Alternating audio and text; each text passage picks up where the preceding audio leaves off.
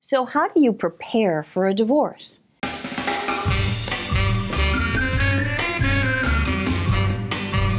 Divorce is something that's really awful and nobody wants to think about preparing for it. But the truth is, the better prepared you are when you start, the easier it will be to go through. Not that it's ever easy, but you'll do better if you prepare. So what do you have to do? Number one, deal with how you feel. Most people think the first thing you should do when you're going to get a divorce is go to a lawyer. Not so. The first thing you need to do is get your own emotions under control. So maybe you go to a therapist, maybe you join a support group, but you've got to get your head clear so that you can think.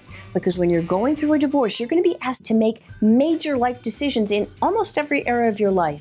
You've got to be able to think clearly.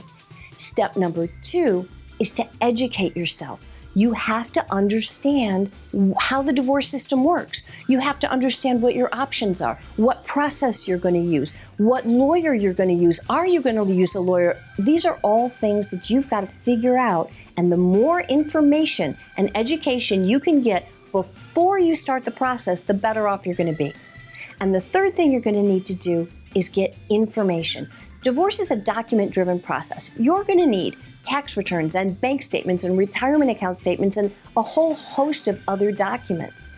So the sooner you can start to collect those documents, make copies of them, and get them organized, the better prepared you're going to be for what lies ahead.